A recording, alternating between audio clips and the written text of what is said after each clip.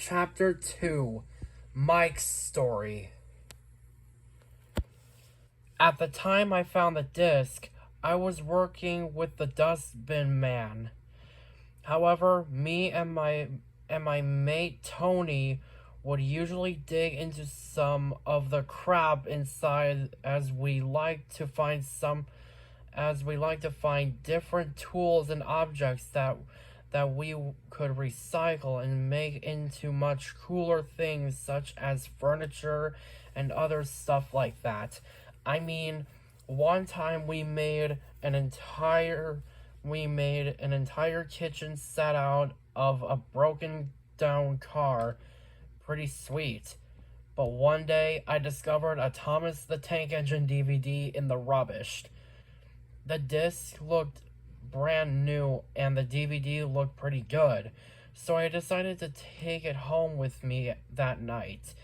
I wanted to give it to my nephew as a birthday present, but being skeptical about this certain disc, I decided to watch it first just to make sure there were no glitches or frozen parts on the DVD, because I didn't want to give my nephew a disc of his favorite show that would freeze at certain parts.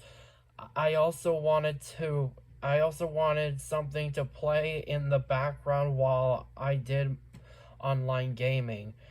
I came home and put the disc in my Xbox 360, but the minute the disc loaded, the intro to the DVD was very slow. No music was playing in the background. In the intro, you would have Thomas going down the track with his coaches Annie and Clarabelle, with an upbeat tune playing. But this time, Thomas wasn't there. It was just some different engine going down the track with a frightened and sad expression, with a sad and frightened look on his face. At this moment, when I noticed this, I was kind of drawn in. This was not right. I was kind of drawn in. This was not right.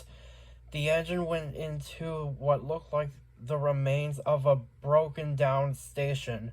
There were only a few other engines they are all looking sad and afraid. Some even had marks and scars on their faces. The engine pulled up next to what looked like the Fat Controller, but he was very skinny to the point where he looked like he was going to collapse. His eyes were tired and bloodshot. He looked like he hadn't slept for days. He was a right freaking mess. He just said to the engine, "It's time to go." The engine didn't say a word and went down the tracks. It came up to a dark tunnel with the number stickers from some of the engines placed on the side of the tunnel. I saw broken parts scattered around the tracks. The engine said nothing and just went into the tunnel. As he entered, the footage went pitch black for a few minutes. I decided that just in case was a glitch, to go leave the room to make myself some coffee. But just as I walked out of the room, I heard a voice that can't come from the TV. "Please don't leave me alone, Mike." I ran back into the room because that was my name. "Please don't leave me. It's scary here." I could hear the engine crying. I went up to the screen and all I could hear was the engine just crying. Still being quite skeptical about what was going on, I asked who was there. It just responded with, "I don't want to be alone." I felt like I was going mad. Then suddenly, before I could ask another question, another voice appeared saying, "Psst, Mike, want to see something cool?" Suddenly, the engine began to cry in horror, and started to scream in pain. I heard the sound of metal being torn off and the sound of chunks of flesh being torn off. something the torn off something. The worst thing was that it sounded so real. At this point, I turned off the DVD player, ejected the disc, and threw the disc across the living room. You see, I'm not really a big fan of horror movies, and at the time I just saw it as some type of horror bootleg, and I wasn't good with horror movies. So, thinking it was a cheap bootleg, I just put the disc back in the case and just went to bed. But that night I had trouble sleeping, not just because I had nightmares of Thomas. I decided to that I just had trouble sleeping for some reason. So I decided that in the middle of the night to just help my nerves, I decided to get some water from downstairs. But before I could go back upstairs to my bed, I heard a voice from the living room. "I'm still here, Mike. You missed my awesome trick." I went into the living room and the TV was on. It was a imagine of what looked like the start of the tunnel from the DVD. I went up to the TV to turn it off, but it wouldn't. "Please stay, Mike. I want to show you something." I froze in fear.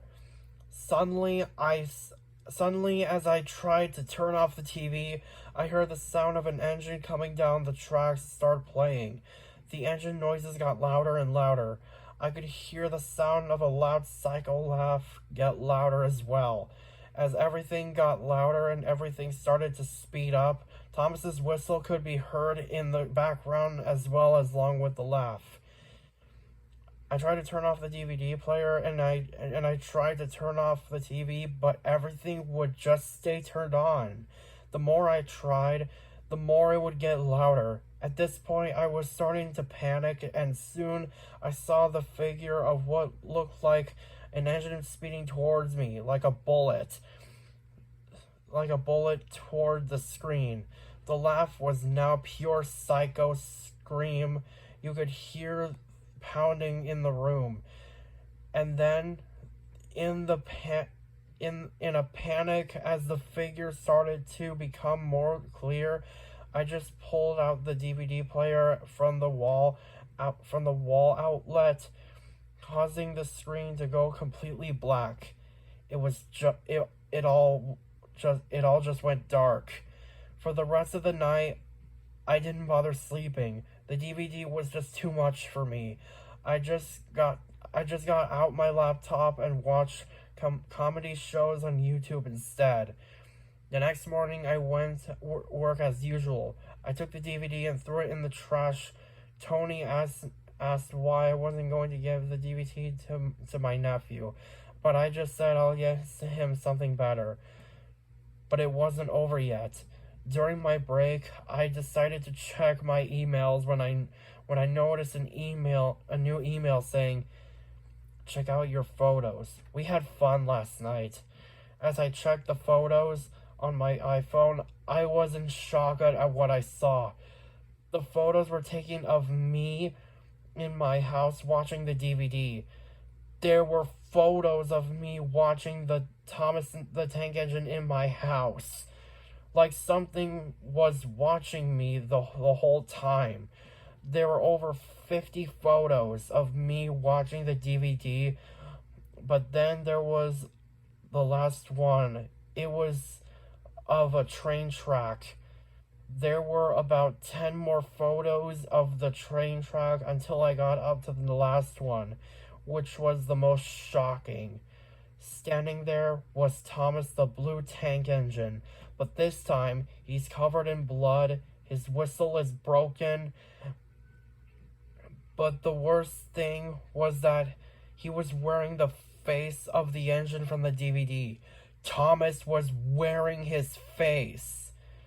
Thomas's body was covered with the number stickers of the engines that he had killed. And in the photo, there was text at the bottom of the screen.